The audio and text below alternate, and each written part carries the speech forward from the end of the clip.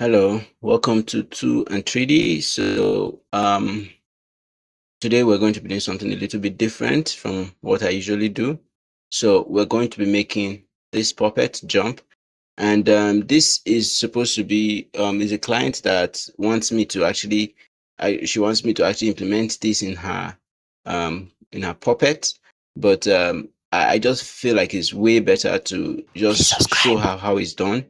I think it will really go a long way. Better, at least you'll be able to do other stuffs too, instead of asking for it to be implemented and stuff like that.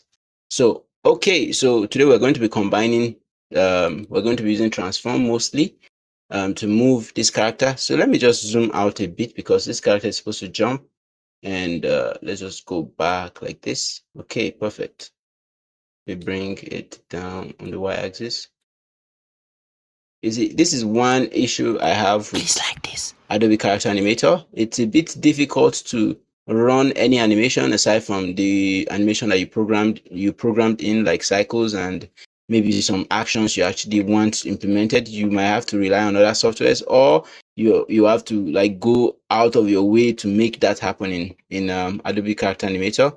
Like for instance, if you want this character to jump, normally in other software there should be like maybe a control around here. Maybe when you select the character, there should be a control that you can move it on the y-axis or the x-axis, and you could just drag and whatever like that. But it's not available in the software, and I hope this improvement is made in the future. I've spoken to some people that I felt like some people that I feel like they are a bit connected to the software, and they might be able to implement some of these corrections. But well, so many updates have been made since then, and nothing have been implemented. And because of this, I am actually working on my own software. This is the first time I'm announcing this on this channel, but I'm actually working on a software that will be will have most of the implementation of this, but will also carry some features that I feel like I'm missing in this software. So watch out for that.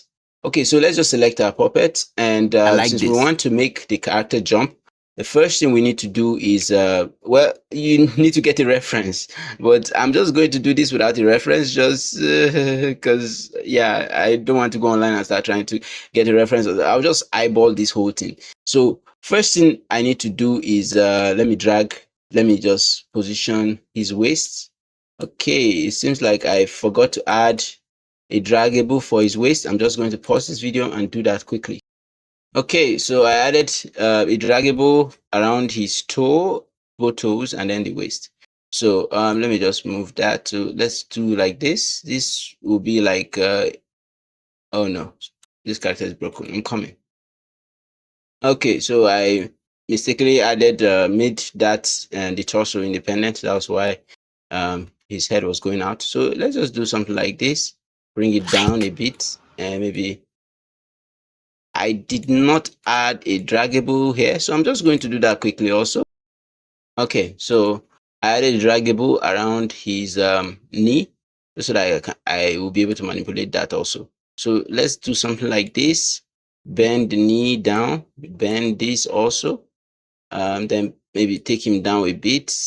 This is so that he is sort of like this is the pre-jump stage. So he's trying to take that leap. So that's first thing. So now I'm just going to use Ctrl 2 to add in 2 frames. So now that I've added 2 frames, let me just make this 25. Good, perfect. So let's drag this out to, let's say, if like 1 second, and let's make, oh no, not that point. So you get this point, and then you drag it so that it will smoothen in, so that there will be like an ease in, so that he's easing into that position. So he comes in, and then he eases down into that position, and this is where he's supposed to lift off. So well, one thing I missed was his hand, but let's leave that. We can work on that when he starts going up. So like this, at this point, we could use our what is it called? Our transform, but I don't think it's necessary now. So what we need to do now is to stretch our character upwards a bit. Just stretch the character. And then I don't know if there's a draggable here. Is there? No, there's no draggable there. So let's just do something like this because there's a draggable here. So drag this down, drag this down. So this is like him going up. So when you go up, I think his hands are supposed to go up. Well, maybe not up completely. Maybe let's make it like this and like this. Let's make it like this. Perfect. Well, not really. Let's just go with this. So let's do something like this. Drag out, drag out. Good, perfect. Okay, so let's add in our keyframe. Let's add in 2, Control 2. So you do Control 2, and boom, we have this now. So let's just drag this in also just to the same position, and then now we have to ease this in. We need to ease this in. So okay, so from this point, your character goes down and then comes up. Okay, you see that is an issue. His knee, I did not add in a, what is it called, for the knee. So I think the best way to just tackle this, instead of like going in and then adding a keyframe, because there is also a background keyframe that is making that to glitch. So let's just get rid of most of this to this point. Yes, perfect. So at this point, we should not have that issue again. So it goes down, come up. But you can see before that pre-position is still there. So I need to get rid of that. Okay, what I think I need to do here is let me just add in and just boom, just make this like this, like this. Perfect. So let's do Control 2, add that in, and let's just drag that. Okay, so it's getting rid of this one. That's what we needed to delete. So you could just delete that and delete what you added, but I think it's better to just leave it. So it goes boom, perfect.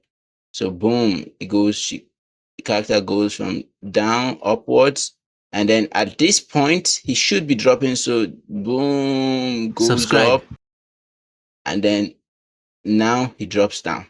So what we need to do here is we need to ease in. So let's just drag everything down to this point, drag everything down to this point. And then now we need to ease the drop. And this time the drop is supposed to be abrupt. It's supposed to be very, very fast. So we need something maybe in like 2 frames. Let's just make it 3 frames. 3 frames. Okay, let's try 3 frames first. And then we'll see if we need to make it shorter. But let's just do 3 frames. So it should go up and then drops down. Perfect. Okay, so you can see that with our character is not jumping. There's no lift off, and that is something that we can easily add in. So goes up, comes down, goes up, comes down. So at this point here, we know that he should still be on the ground at this point, but at this position here, he should start, the lift off should start. So this is the point where we need to add okay, so unknown to me, the audio stopped. So now I'm re-recording everything I've said. So I'm just going to try as much as possible to try to explain what I am seeing. So I'm trying to add in the transform. So we are supposed to lift the character on the y-axis. We're supposed to move the character on the y-axis, and that is what I'm currently trying to do. So you're supposed to loop through, and you'll be able to tell where the character is supposed to be in the air, and that's what I'm trying to do. So the first keyframe I added was for the ground position, and then I copied and pasted it into the last position, because at the end of the day he's supposed to drop to the same position, and it will not make sense to just eyeball that. So you make sure it's the same position where he was. So now the stage, this is the highest point that the character is supposed to go, and that's the highest point that is supposed to lift off. So you add in a keyframe and then you move it on the y-axis, and that's what I just did. And then you test it, and if it's fine, you leave it. Okay, please subscribe. Basically what you're just supposed to do is this is just a recap. So you're supposed to work on the character, like put the ground position, the position where the character is staying at. That is the position, the default position. So that's the first position that you put in, and then you put in that same position at the end, because he's supposed to land on the same y-axis, on the same axis in space. So, and then the highest point is what you now put. You look for the highest point, the point that you think the character is at its peak. That's when you now add in a you add in a keyframe there, positioning the character to like the position, the height that you want the character to lift off to. So that's basically what you do there, and then you keep trying and trying, and then you edit. And well, this is not really perfect. It's not even close to perfect. There's a way you can scrutinize this and keep working on this. This is basically, I did this in like 16 minutes or something like that. So there's a way you can actually make this, keep doing it and doing it until the point that it becomes very, very like to the level that you want the character to be. And I would recommend that you use a reference, because I do not want to understate this.